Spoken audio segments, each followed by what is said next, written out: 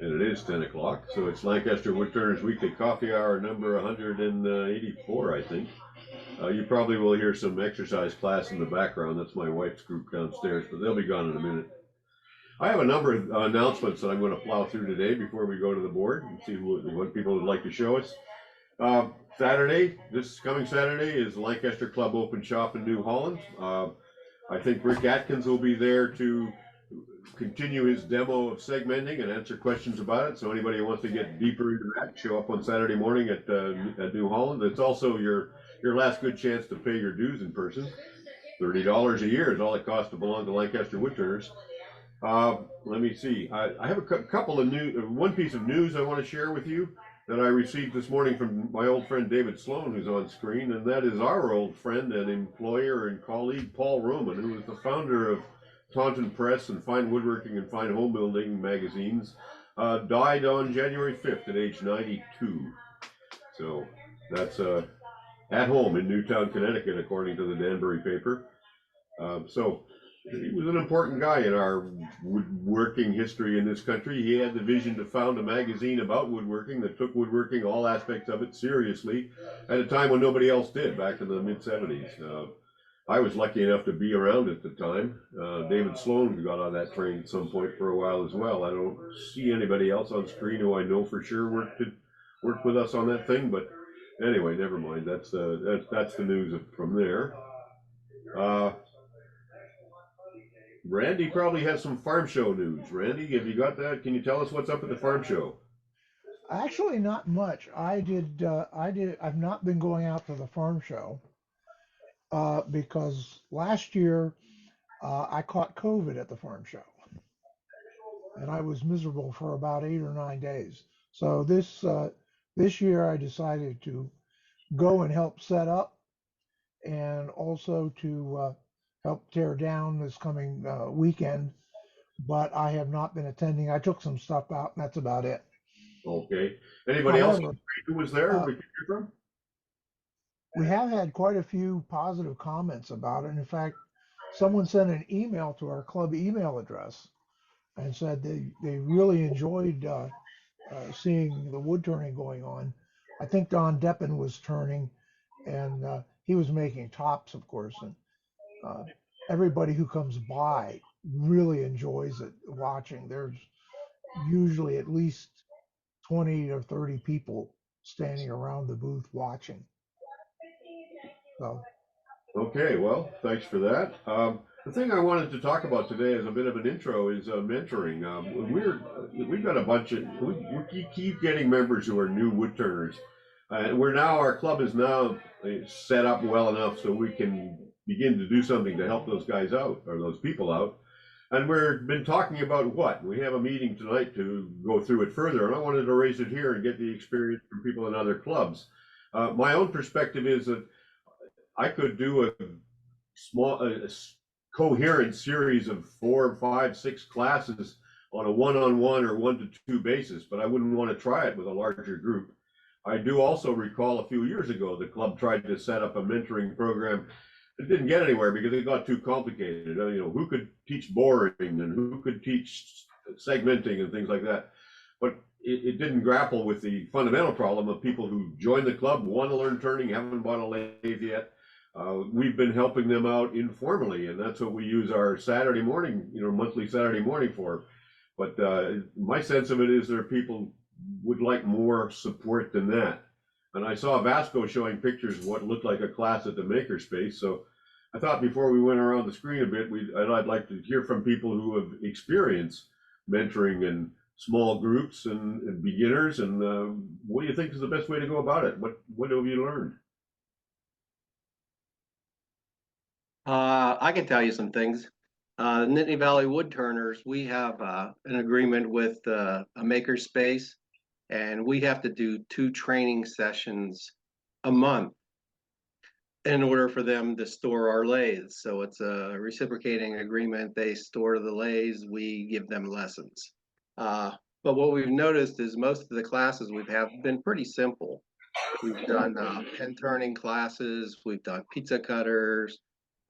We got a little ambitious. We did 3-legged stools, but we made the top and we just made them turn the 3 legs, fit them together. And we also had bowl classes, which were fairly successful. Everybody came away, all of our classes have been successful. And everybody walks away with a product when they go out of it. But during our last club meeting at the beginning of the month, people were complaining that we're not really showing them how to turn, we're just showing them how to make an object. And that's true, but then the argument is, well, maybe we just need to expose them to wood turning and they could find what they like and pursue that in their own way. Well, last night we had our first kind of involved turning, and we made boxes. And if I can share a screen here. Let me ask you a couple questions while you're also. Are these like one lesson, one class things, like 2 hours, 3 hours? And do you charge for them? And how many people? Is there a maximum number of people and like that? Yeah, we have 6 lathes available. So our maximum class size is 6. And they're all the jet lathes, the 1221s.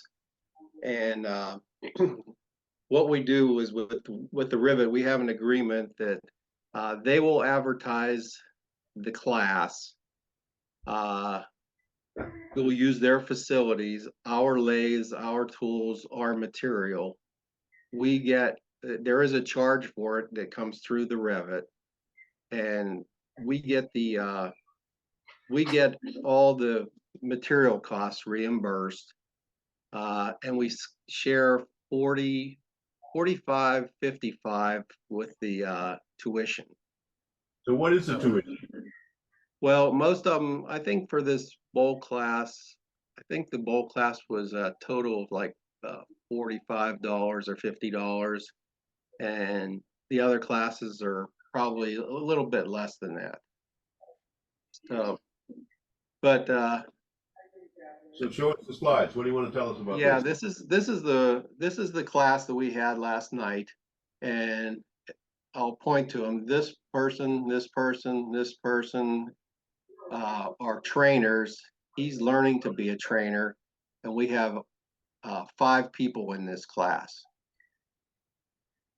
Let's see, let me get rid of that.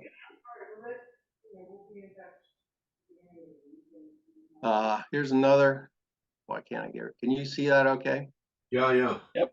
Okay, and here's another, or just a little more concentrated picture. There's 2 of the people. I like to see the chips flying. We like to take pictures of things. Here's a little more detailed, just turning the cylinder. So you're not offering a sequence of classes. You're offering one class at a time. Is that right? Yeah, we offer one class at a time. We'll offer a pen turning. And that's the thing we're thinking about doing. Let's make a concentrated lesson plan so they can become really good trainers or really good turners.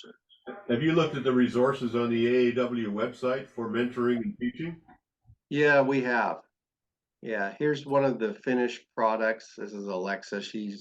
This is only her 2nd time turning. That's nice. And then here's the other people. You can see that what's in common with everybody is they all have smiles on their faces. That's kind of the best thing when it comes to doing the training. That's for sure. The one in the middle here, she had a big catch. So I says, well, let's just turn out the catch, and we were able to make this nice little shape. This one, the bottom part actually blew apart. We were able to glue it together and put a disc on the bottom. And so that worked out okay. And then here's the finished products for 4 or the 5 people. Did the instructor also make one? Did you make one if you were the instructor? We had an instructor, Mike Lebo, and he might be on here. I don't know. He is. I saw him a little while ago. Okay, he can speak to this too if he wants to. What we do is we have with every class, we have an introductory parts of the lathe class, no matter what level, and also a safety section. And then we get into the tools, and we start to talk about how to turn the box. In this demonstration, Mike went through the entire process.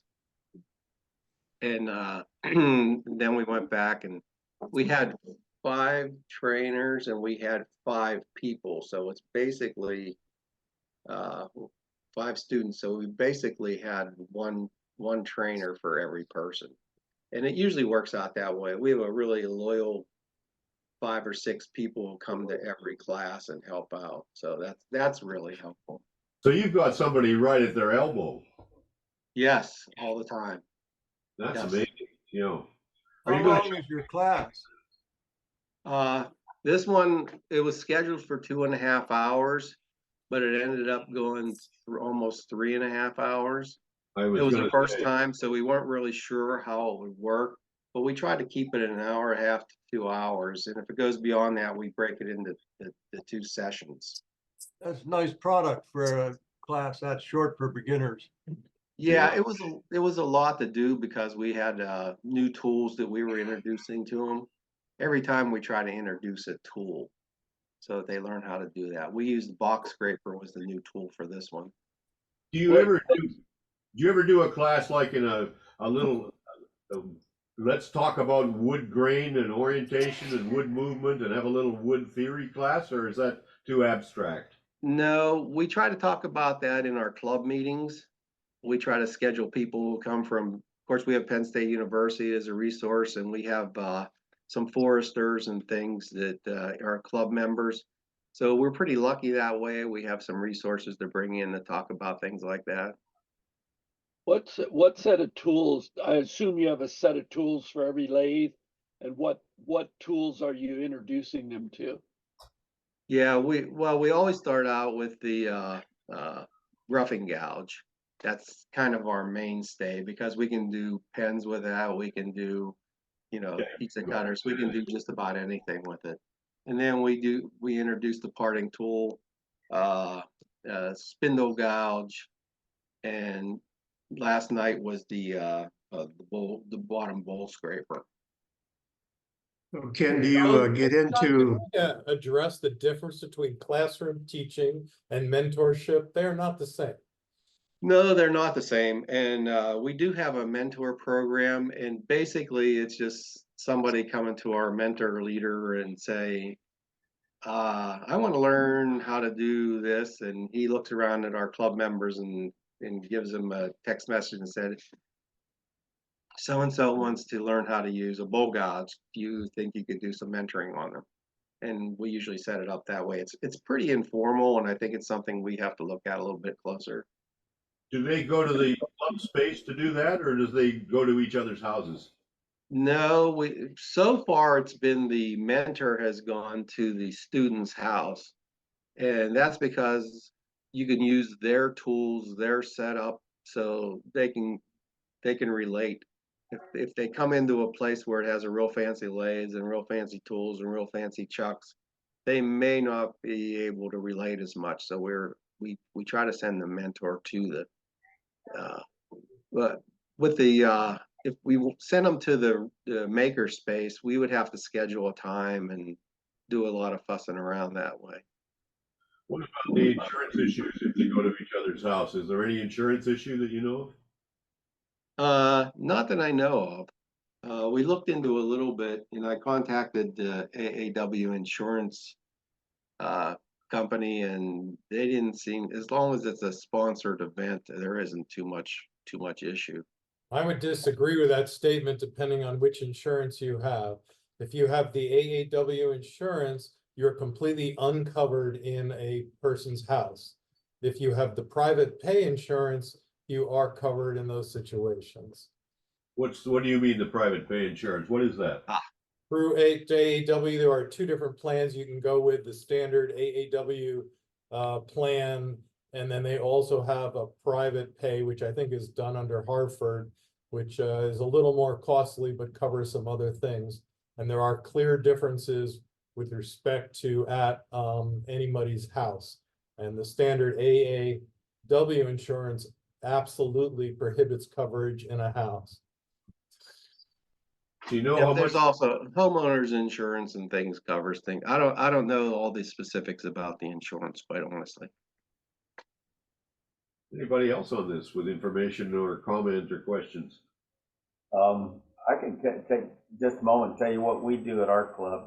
We have a monthly hands-on workshop. I facilitate and I'm assisted by Michael Gibson. It runs 4 hours. We charge $5 to cover the materials. We have a simple project that they can complete successfully in 4 hours. But we invite anybody new, and what we do with them is they get very close detail supervision on basically doing beads and coves. We start them with a 1.5 inch, 10-inch long blank of 2x4, and they round it with a roughing gouge. They make bead cuts with a skew, and then they start working on beads and coves. Now, how do you do that? One-on-one or small group? Well, how do you make it work? That we normally would not have more than 1 or 2 people that are brand new, and we would have them side by side, and then either me or my co-facilitator Michael would kind of supervise them closely. Okay. It's been very successful in bringing in new members. We probably, gosh, over the last few years, we've had several people that would show up for the first time to a workshop before they ever come to a club meeting, and then it's like giving them a puppy and trying to take it back in a few weeks. They're hooked. Huh. We do the same over here as Mike does. The beginners are literally from roughing gouge, skew, spindle gouges, doing beads and coves, so that they get, because over here we believe in that if you can get tool control, then tool control will allow you to do any of the other things, bowl turning, spindle turning, whatever. But tool control to us is one of the major things to learn. Well, how do you teach it? Well, the demonstrator or the mentor, such as John, a friend of mine, myself, or Alan, another friend, we take the lathe, we show them what to do, and then we stand 1-to-1 or 2-to-1, and they take over and we guide them through those processes. So when you're doing roughing the cylinder, beads and coves and parting, those kind of basic moves? That's right, yeah, just so that they got tool control, so they get to know how to handle the tools. To go straight into a box from not turning anything is a no-no. I don't know if Mike agrees with that. No, I agree. If you start them on a project, you're going to have a failure. Yeah. They're going to get very frustrated. And even with beads and coves, they tend to get frustrated. I know I had a fellow, we sold 6 lathe, our old belt change lathes, and replaced them with some variable speed Rikons. And I sold these 6 lathes. And we had one fellow that came in for the first time that bought one of the lathes, and he got extremely frustrated working on the beads and coves. And he said, I got to step outside to clear my head. And I asked him, I said, do you play a musical instrument? And he said, well, yes, I played a trumpet. And I said, you got to relate this to that. If you want music, you can turn on a radio, but if you want to play an instrument, you got to practice. And you didn't start playing music when you picked up the instrument, and all of a sudden the light snapped on and he was fine. Yeah, it clicks in, doesn't it? If you're talking about a mentoring program, I kind of agree with that. But the kind of classes we have, people want instant gratification. And if we do the small projects, they seem to get that. With this box class, we actually required that they would have a prior turning class somewhere along the line. So all the people who are in that class, in the bowl class too, we do the same thing. You have to have some familiarity with some of the tools anyway. Yeah, one of my biggest things that I did was I taught at Chichester College night school. I had 8 Axminster variable speed lathes and 8 pupils, and they were of different standards for the course.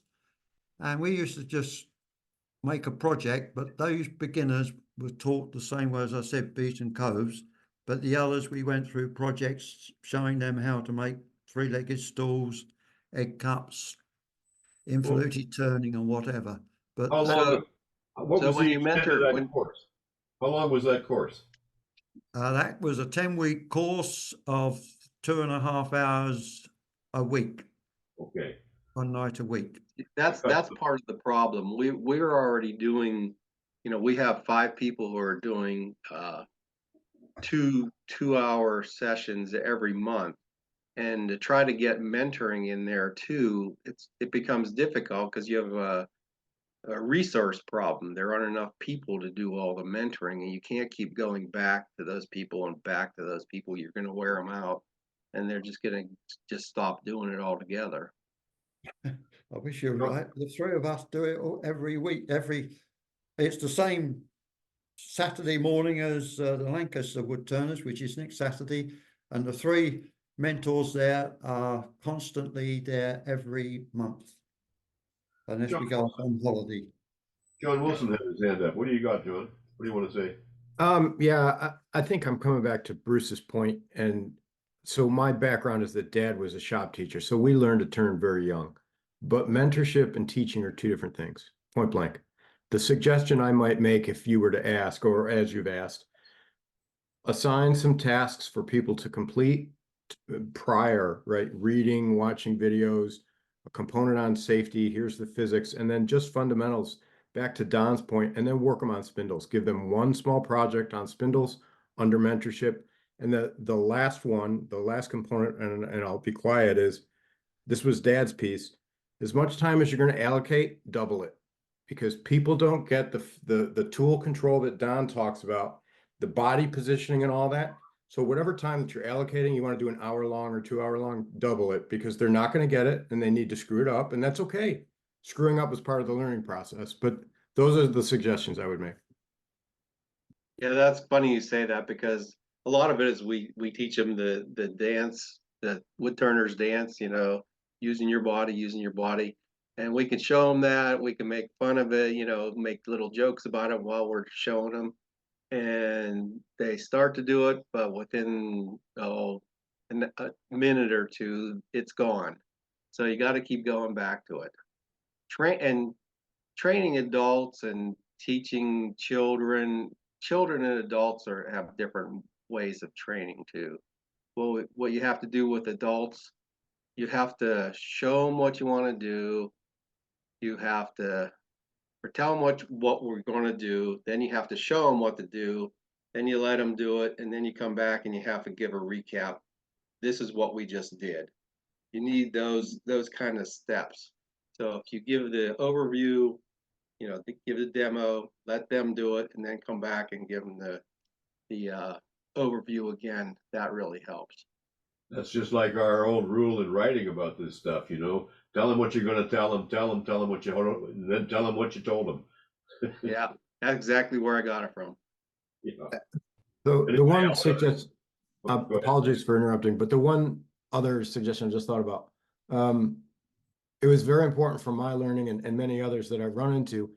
Whoever's demoing, demo top shelf. Don't demo, well, this is sort of how you do it.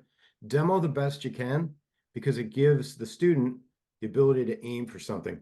And maybe they're never going to get there, but they're seeing what's possible. And the reality to it is, surprise, fear, doubt, and hesitation are the 4 cornerstones of progress in certain topics, moving forward from a teaching and action aspect. But if they don't see what's possible, they're not going to attempt. And if the trainer or the teacher is that good that they can do that, then they're only going to grow. But the other challenge that this creates is patience with the teacher. And I'm not a very good teacher. I'm not patient. Dad was. There are many others that are far more patient. So whomever is accepting said task, it needs to be the right instructor that's patient, that's safety conscious. I'll just stop there. I saw Ernie Conover on here a little while ago. I think he's clicked off. I was going to ask him the same question. Oh, here, anybody else with a comment on this, or should we move on? I think one of the most interesting parts of this is expectations.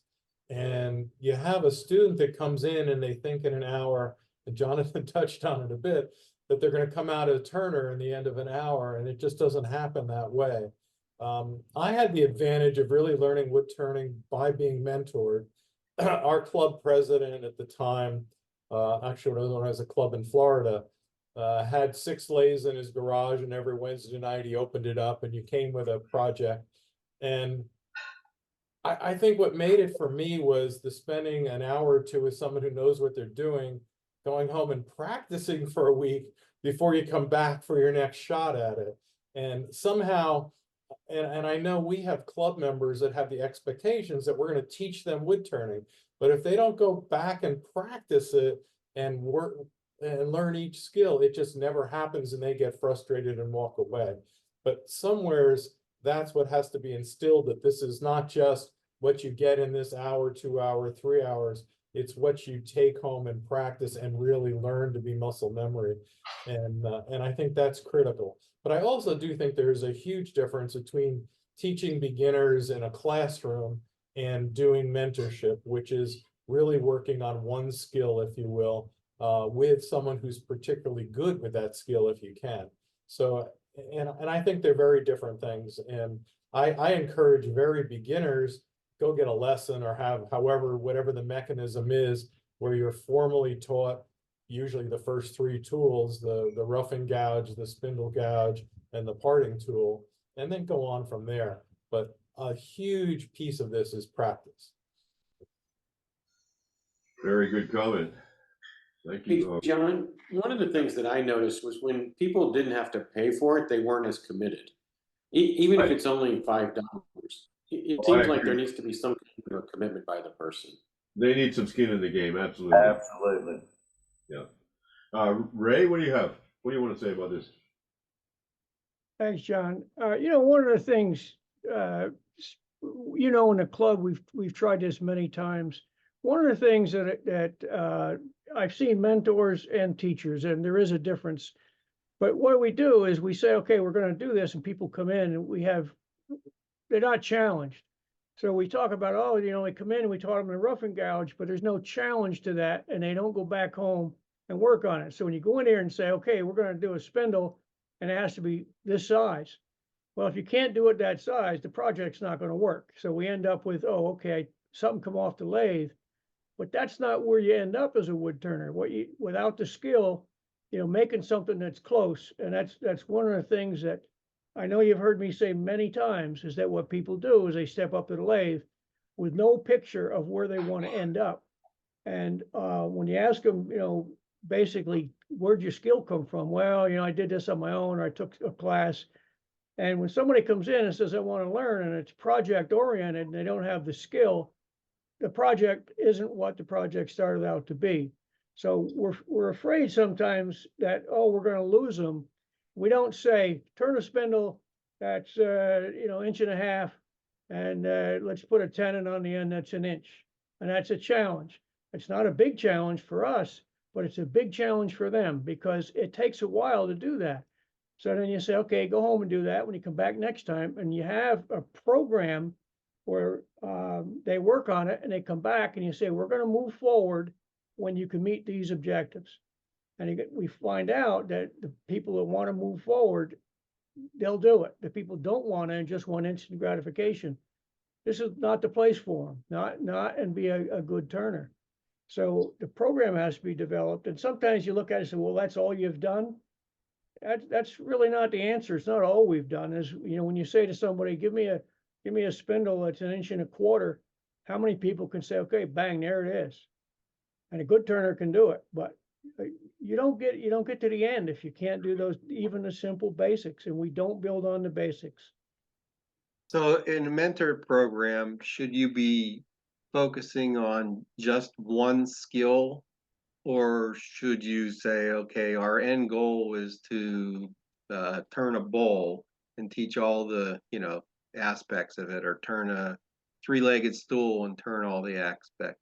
What is a mentoring? Is one skill at a time, or how does that work? What's your end goal? And what's the level? If you're taking somebody that's a prior turner, if I come to you and say, gee, I'd like to learn this, you say, what's your experience? I said, I've done this, and I can tell you what the experience is. And you say, okay, let's see what you can do with a little simple project. And you start out with everybody kind of on the same page and then go into something like turning a bowl or whatever. But they're doing it, and that's why we talk about, doing a dance, and everybody laughed at that because we do it. The reason that they don't keep doing that is we're able to handle after time 10, 15 different inputs, riding a bevel, doing this, doing that, and all of it comes natural. I'm a new turner, and you say to me, use your tool like this, but remember to do this. After 2 or 3 things, I'm lost. Something's got to quit. So what I end up doing is and you look at them, their knuckles are white from gripping a tool too tight. They're sweating, they're nervous, they're not comfortable. So they're being tasked at a level that they're not comfortable. That's why we lose some of them. It's not easy. So we look at it, oh gosh, you can't do that with that rough and gouge. They're terrified. So, you got to get over that hump, and that hump is sometimes let's just turn something, let's not make it a project, as the project may be the spindle, some simple cuts, some practice cuts. When you step up to the lathe and say, do this 20 times, we hate that. They hate it worse because they think, well, I've done the cut twice, so I'm good. How many times have we said to somebody, don't wait till the last cut in the bowl to do a finish cut. Practice your cuts all the way while you're making a bowl, and they're good.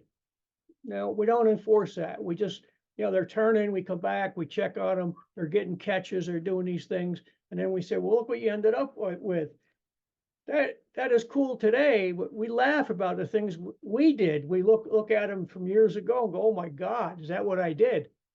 And so, we need to get them through that. We went through it, but we need to get them through, with some good instruction. And good instruction may be simple stuff. Have you guys had any that have gone through these sessions and developed to be a very good turner who could be an advocate for others that are considering it? You're asking me? A couple of things that happen with us is when we do the classes. Now, this is not the mentoring, this is the classes. We're just trying to get some excitement about wood turning, hoping we can turn some people onto it and actually have them to join the club. And our club attendance has got up. It's in the 60s now, which for us is, we were running in the 40s before we were in the rivet. So we do have an increase of club membership. And hopefully that will get them, we just stir that interest. And once you stir an interest, it's addicting. You all know how it is. Once it gets in your blood, you just got to keep doing it. And so we just get the sawdust flying, the chips flying, and pretty much let's go. We do have one instructor now, Jan. She started taking classes and she started attending the club, and she's now an instructor. So she's been a major success story for us. So we're real proud of her, and we're happy with her being a trainer. Great. Great discussion. Thank you very much, everyone, for contributing to that. Let's look at some work now. I should just say Chalikian put in the chat that he thinks the best book is Raffin Turning Wood, and I kind of agree with that. Can I add something to that? Yeah. This is John. I've been a shop teacher for 8 years, and many years ago, and I've taught tandem canoeing for over 20 years. And I've gone through a lot of these things that people are talking about. And I think one of the best things that the clubs could do is to buy a bunch of the Raffin's books, because he covers everything in there, every aspect of turning, buying, all the parts of the lathe and everything else. And I think it'd be a great thing for the instructors as well as the students to have this book. Because I've taught a lot of different things, and when I have a book that's really such a quality book like Raffin's, it gives you a whole format and a way of thinking and presenting the information. And then for the students, they can go back and they can read, hopefully they would read and use, I mean, I keep going back and referring to his book. I think we have a couple of copies of that in the club library, which is at the space in New Holland. So I'm going to get on that and see what I can dig up. I'm sure I have at least one of them around here, maybe two. So. Oh, also in his book, that's really good for teaching, is he has exercises that you could present at the, you do your introduction, you demonstrate, and then you have these things, these exercises. Exercises are really good. And then if you want to do a project, you can also incorporate that into the exercise or as an extension of it. Yeah. John, I'm surprised nobody mentioned the word YouTube in this training and mentoring situation. I think today that is the books that we used to do. So one of the ways you could do with new people is say, well, watch this. Now, obviously, you're going to say they're not all good, but at least it's going to give them exposure. And if we point them to the appropriate people, the other night I happened to catch what's his name? You just mentioned him. Raffin doing skew. And the skew is one thing that they sit on my shelf and I just don't pull them down. And I'm getting braver in doing that. So, I learned from him. I learned about the catch and so it was a good experience. But now I need to go and put the tool to the wood. Which video? I think one comment I'd like to make, and I think we've all got to recognize it, and it's especially true of adults. Everyone has a different learning style, and I love books. I love Richard Raffin's books, and mine are dog-eared. A lot of people won't ever pick up a book. They can't learn from a book. They might be dyslexic. But one of the things that I scratch my head on when I do this monthly hands-on 4 hours, we'll have a very simple project. I'll have a picture of it in the newsletter. I'll have a picture on our Facebook. I'll bring samples, but I'll also have a link to a video where I did that project for folks that are coming. Consistently, if I have 8 people in a class, only 4 of them have taken a moment to watch a 20-minute video. Just to kind of give them oriented to the project, kind of lay the tracks for what we're going to do. Only half of them will do that. So you got to recognize one size does not fit all. Well, that's for sure. Okay, thank you all again very much. This is a great discussion. It'll be a good video that we can refer to as well. Like I say, we're going to have a meeting about this tonight. Let's look at some work now. Who's going to show us work? Mike Brazeau, let's start with you. Thanks, John. Well, on the weekend, I sent John an email and had him send to me the latest plans for the Ducks Chuck.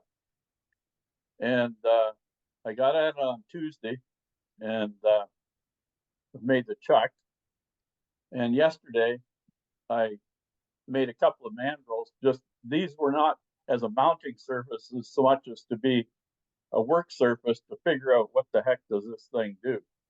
Because I see it being useful for, we had Dick Singh demo for us years ago, and he does some beautiful inlay work. So from that, one time at a wood show, I've got some photos and a video clip. I bought some Czechoslovakian wood chisels for $2 a piece about 20 years ago. I bought a half a dozen. And I think I had read Darlow's book on making chess pieces where you're grinding scrapers to specific shapes, etc. And that's, so I've used a couple. I made a skew for a pole lathe. And anyway, if I can share screen, I'll just show a couple of things here. Oh, wait.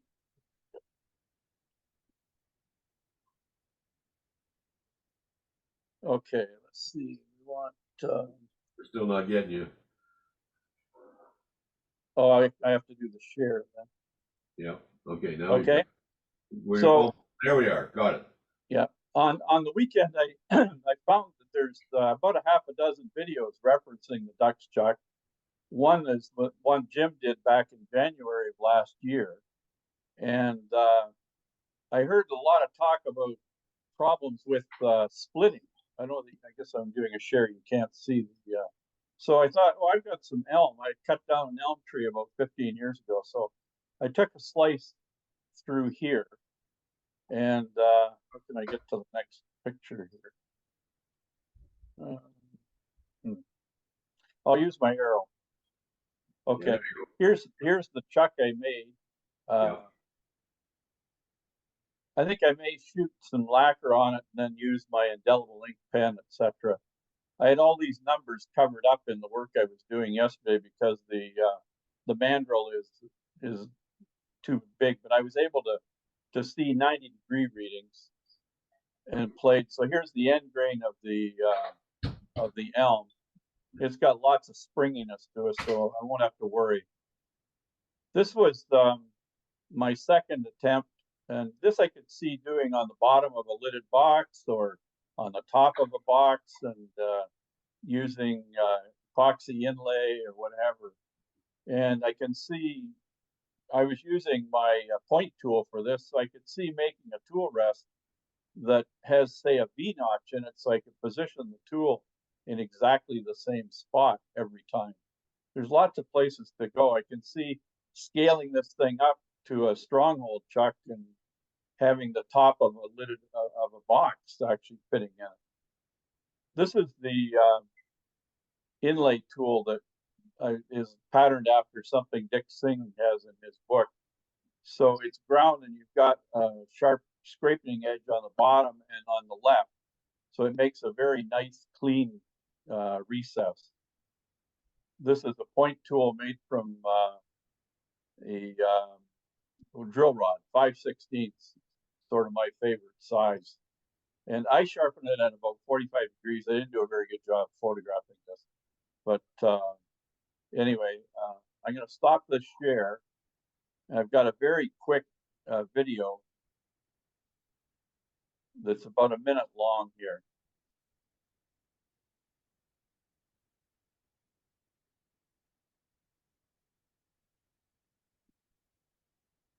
Still waiting for it.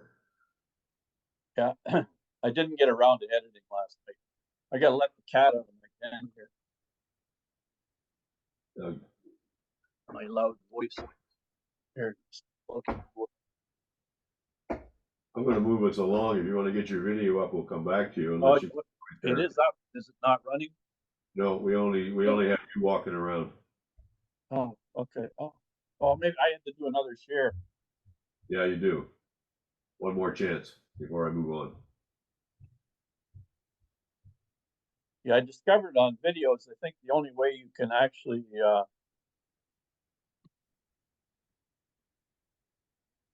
go from video to video is to actually do a stop the screen share. Yeah, here you go. You got it on now. I think it's a little high res for Zoom, but we're getting the idea.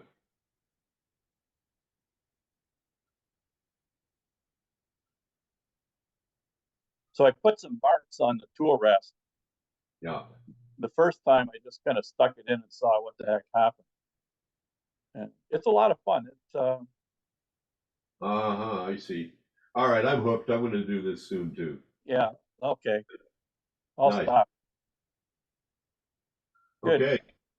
Nice. Good to see that. I've been we've seen a lot about that chuck. I'm glad you made one and got it to work right. Yeah, to make the chuck took me just over an hour. Yeah, that's what it looks like to me too. And half of that was gluing the stop block on. So I had to take a pause. Yeah, it's got to. Yeah. Dave Delo, your turn. Mute and share screen. Yeah, we're seeing your mug. Share. Oh, my PowerPoint disappeared. Go somewhere else. Okay, Gerry Snelson.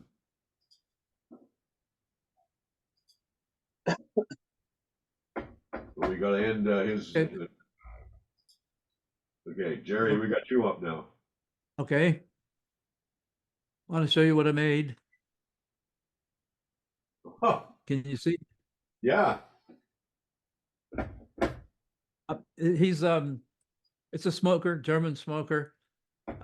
He's a brewer, distiller, take your pick. I put some Scots plaid on him, which suggests he might be a distiller. And I made him on a peerless cigar box. That when I was making cigar box guitars, 15 of them, I bought a lot of 26 boxes, not all of which worked. And this one is only 6 by 9 by inch and a half, so it's no good for an electric guitar, but it makes a really nice bass. That the top is solid wood, so it's I have dowels that go from his feet and from that barrel and so on down into it. Do you paint And these things as you go, or do you finish them and paint them at the end? What's your process? I think what's his name on YouTube in Axminster, he paints them later, but I paint on the lathe. It's just so much easier for me while they're turning to paint. But you know, I touch up later if I have to, but it's a quick thing to paint on the lathe. Well, while you're making each piece, you paint it, and then you got a bunch of painted pieces to assemble.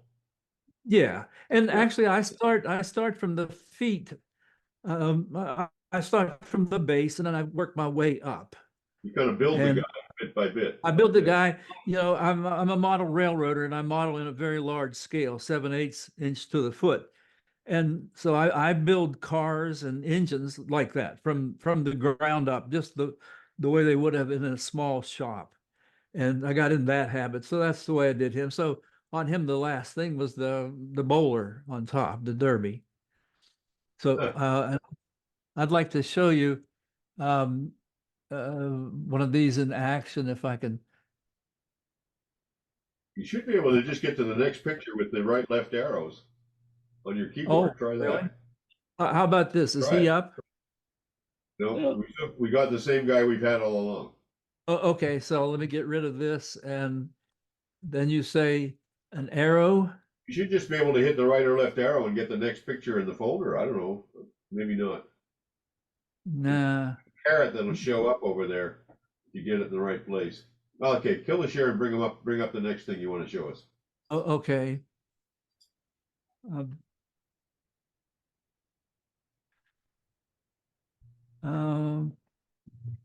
I'd also like sometime to see some pictures of your model railroad layout, but that's another topic. I have 4 of them, so there's one right behind me. Now, is he up? Is there something different up? No, we see it. Yep.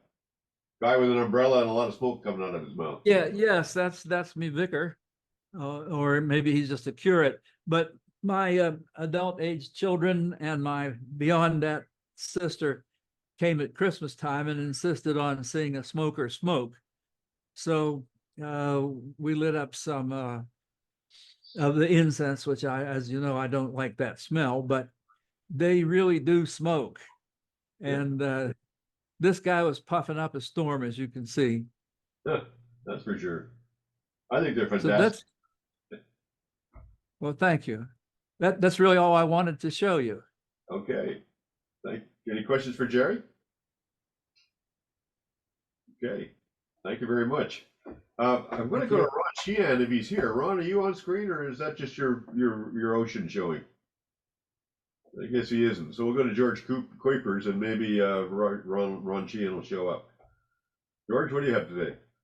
Okay, once in a while I do some therming. So I'll show you what I've got. Yep, hold it up a little higher. We can see it. You still can't quite see it. Hold it up a little more. It's a bead pot. You hold it up right beside your face. Okay, now we got it. It's a bead pot, and you make about 3 of them at a time. How do you do it? It's called therming. You basically, something like this, put on your headstock. This goes in between here. You can't see it. Lift up. Okay.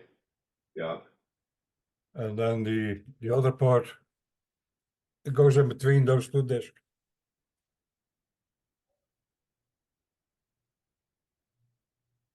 And you rotate them. You've So got you turn 3 pieces at once mounted between the 2 faceplates. Is that right? Yep, yep, And then you're turning each surface and then rotate it and turn another Yeah. surface. yeah. So you have different pieces. And are those hollow in some way? Did you drill a hole in them? They hold it from the underside, Uh-huh. plugged in, and that's the front of it. Okay. That's an interesting piece. Yeah, it's different. Most people don't believe it's turned. Any questions for George? It looks like everybody likes it. That's intriguing. Intriguing That's as it. hell. Just a comment, if somebody wants to write it up, it's one word that doesn't appear in Wikipedia, What? therming. I was wondering about it. There's a fellow in the AAW who's become very expert at it. He lives in British Columbia in Chilliwack. Art Liestman. Art Yep. Liestman. That's Yep. him. He shows a He lot does of, some real nice stuff. yeah. And I'm pretty sure he's written about it in the journal. I'm pretty sure you could find therming in the Explore utility, the AAW Yeah. website. Yeah, he did a demo too. Very You interesting. called it the weed pod, right? Yeah, Okay. That was a term that I got introduced to a couple of weeks ago by somebody here. I think we're going to see weed pots at our February meeting. I think Doug's going to demonstrate a weed pot with a tiny little opening. Ron Sheehan, what would you like to show us? Haven't heard from you in a while. Well, I finally got my Zoom thing updated, so now I couldn't talk for the last couple of weeks, couldn't get the mic working or anything. Anyhow, we were talking about the farm show at the beginning, and I was up yesterday, turned a bunch of tops for the kids. It's fun watching the reaction of the people. Just like Randy said, as soon as you start a piece on a lathe, the crowd gathers around. But there were a lot of people there yesterday. Are you going to show us some work? No, I don't have anything. Oh, you're just reporting on the farm show. Okay. Yeah. Cool. So, Dave Delo, back to you. Your mic's off. Mute. Yeah. You're still muted. Unmute Now you're good. the screen.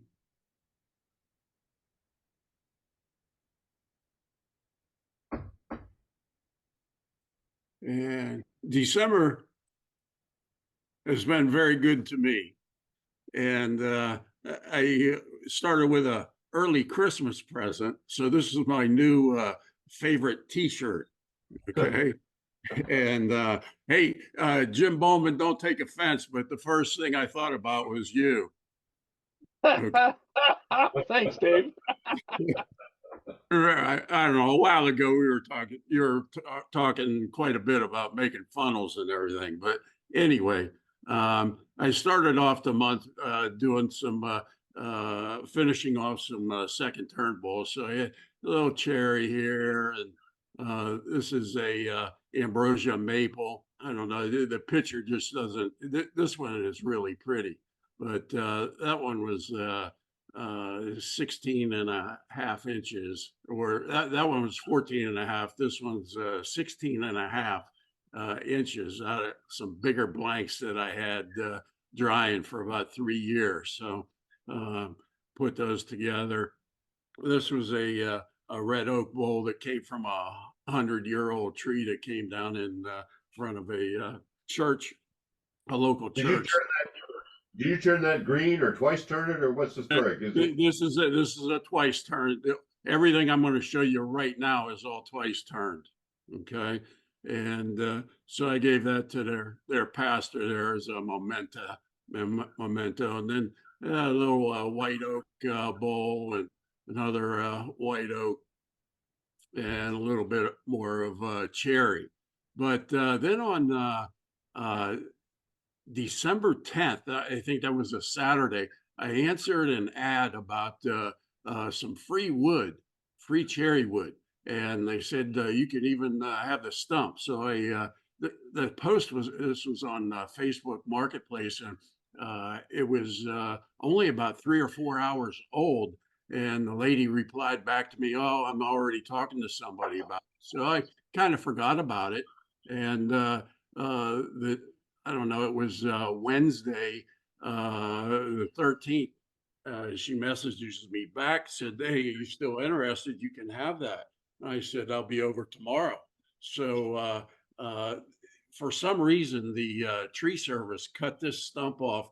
It was about 14 foot high. So I got a couple loads out of it and took the first load home and just wanted to see what it looked like. And it was pretty interesting. And out of that first ones, I got some really nice clear bowls, and brought some home. And well, I went back the next day and or that afternoon, and cut the stump down, and brought all that home. But got a couple nice crotch pieces. All of this is going to be second turn, because I was fighting a head cold, and I just didn't feel like doing any natural edge that I usually do with the crotch pieces. But I've got good flame and figure on both sides of this. So I'm really going to be interested in about 6 months in returning all of this. Got some nice big pieces out of it, and trimmed it up with the chainsaw and put it up on the lathe and turned. I got clear pieces. I got some with nice figure. I got the crotch pieces. So I'm really kind of a happy camper on everything. I got 25 pieces out of those two loads. So I'm a happy camper. How much time do you have in each of those pieces now? Are you pounding them out, or are they? No, as you can see, John, I'll bring, let's see, where we got that one picture. I'll bring a few pieces into the shop. Here's the crotch piece. And I know I'm not going to get to that. By the time I get them prepared to this point, that's a couple hours work, and I'm tired. I'm not going to do anything. I'm good for about a half a day's worth of work at a time. Okay. Hey, Dave, how do you dry them? Cherry's kind of tricky sometimes. How do you do yours? Well, I've got all the big pieces. I'm anchor sealing them the whole way after I rough turn them, inside and out. Okay. And so these bigger pieces are anchor sealed. Everything else, it's like 12, 13 inches and below, I'll double bag them and change the bags either every day, or the first couple times it's almost every day, and then every other day for about 6 different times. And then I'll double bag. Those bags will be dry. Whenever those bags are kind of dry, then I'll double bag it and leave it on the shelf for 6 months or so. You don't do a weight on them? No. Paper bag, right? Not until the very end. Not like after 6 months, I'll take them out of the bag and set them on the rack, and then I might weigh them. But I do the old farmer's trick. I just put the edge up to my cheek. If it's cold, I know it's still wet. If it's room temperature, I think it's dry enough for what I want to do with it. Okay. Is that plastic bags or paper bags? Oh, paper bags. Never plastic. Never plastic. That'll just create mold. Right. Okay. Thank you. So out of these bigger bowls that I anchor seal, in about a month or so, after they've lost a little bit, or the most weight that they lose, I'll turn them again. I'll just, so that I get the anchor seal off, and then I'll bag them. Okay. That seems to help in the drying process. If some of those are like 1.5 inch and a quarter to 1.5 inches thick, wall thickness, I'll take that down to under 1 inch, and then it'll dry a lot better. Okay. But I see Bruce Lamb was on today. And you know, a while back we were talking about that pro cutter, you know, for coring, Yeah. and he's having problems with it clogging up. And I have the same problem a lot of times with a one way. You know, they say put that support arm in till you just touch wood and then back it off just a little bit. I have found that if I do that, I'll just clog that cutter up as soon as I put it in there. But if I'll put it in all the way, back it off a little bit, and then back it off a little bit 2 more times, then I seem to be able to get through the core without much of a problem. Okay. I don't know, Bruce, if you found that, if you messed around with that anymore or not, but I haven't had any really big blanks lately. But yeah, I'm trying to remember if it was oak or I think it was or cherry that I was having a problem with. I think it was really, really wet cherry, if I recall. And this was with the number 3 knife. That was with the number 2 knife. It is same thing, but and you can see a little bit of rough finish. But this is my number 1 knife, and I use the carbide cutter. I got a few of the AZ carbide cutters, which is along the lines of the one-way carbide, and I don't know. I kind of like it. I like that Core Pro, but I like this too. Very good work, Dave. Quite amazed at how much you got out of that those 2 loads of wood. Yeah, it's kept me busy, and that's I like the grunt work. Okay, I like the grunt work. You're good at it too. I spoke to one of our production turners in our guild when Bruce raised that. Well, that's months ago, and he said that definitely you have to clear more often with the Core Pro. Yeah, that was the solution. That thing just as soon as you even almost think about touching wood with it, it's cutting. Okay, and it's filling up with chips. Yeah. Okay, everybody, we're 11 o'clock, a little bit after. Thank you very much for another very educational coffee hour. We'll see you all next week. Wood shop. Thank God for wood.